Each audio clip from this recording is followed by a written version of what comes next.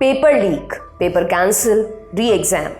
सरकारी परीक्षा दे रहे लाखों छात्र छात्राओं के जीवन का अभिन्न हिस्सा बन चुका ये कुचक्र न जाने कितने सपनों को एक्सपोनेंशियली लील रहा है। छात्रों को किताबें छोड़ सड़कों का रुख करने के लिए मजबूर होना पड़ रहा है।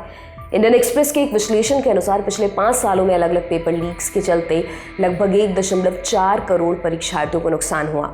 1.4 करोड़।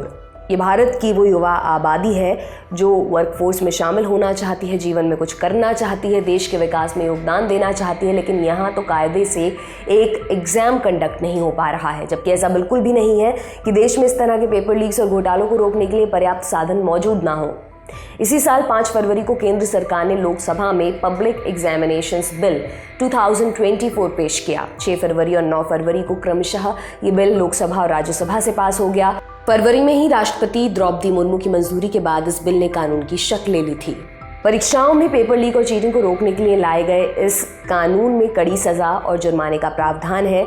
इस कानून के जरिए सरकारी अधिकारियों के साथ मिलीभगत करने वाले नकल माफियाओं पर भी नकेल कसी जा सकती है। इस कानून के तहत क्या क्या सजा हो सकती है, इस पर भी एक नज़र डाल लेते हैं। सरकारी भर्तियों की परीक्षाओं में धांधली करने के दोषियों को 3 से 5 साल तक की कैद और 10 लाख रुपए तक का जुर्माना लग सकता है।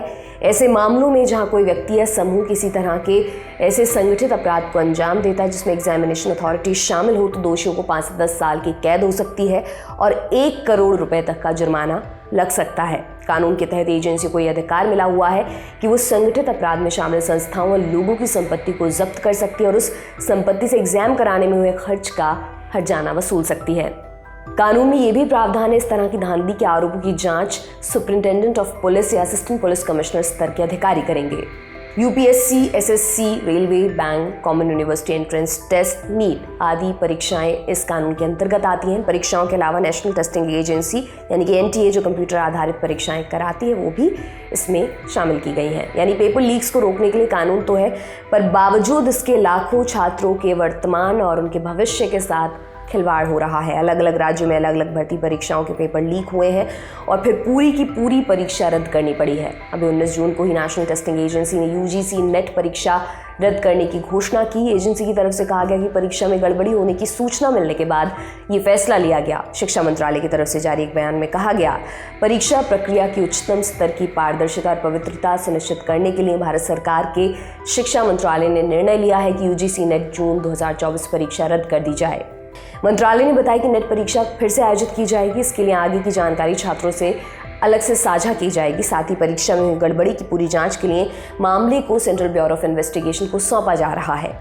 इन सबके बीच विपक्ष सरकार पर हमलावर है। पेपर घोटालों की जवाबदेही तय किए जाने को लेकर लगातार सवाल उठाए जा रहे हैं। छात्रों के भविष्य को कुचलने के आरोप लगाए जा रहे हैं। उधर नीट यूजीसी 2024 परीक्षा के नतीजे सामने आने के बाद लगातार विवाद चल रहा है। सुप्रीम कोर्ट इस मामले को लेकर 8 जुलाई को सुनवाई करेगा। बहरहाल ये उम्मीद ही की जा सकती है कि इन घोटालों और इन पेपर लीक से जुड़े कानून का सख्ती से पालन होगा और दोषियों को कड़ी से कड़ी सजा मिलेगी, ताकि दिन रात मेहनत कर इन परीक्षाओं की तैयारी करने वाले छात्र छात्राओं को सही मायने में वो मौका दिया जाए जिनके वो हकदार हैं। आप इस पर क्या सोचते हैं, मैं कमेंट सेक्शन में ज़रूर बताएं। मेरा नाम है दिव्यांशी सुमराव। देखते रहिए रंगरूट। शुक्रिया।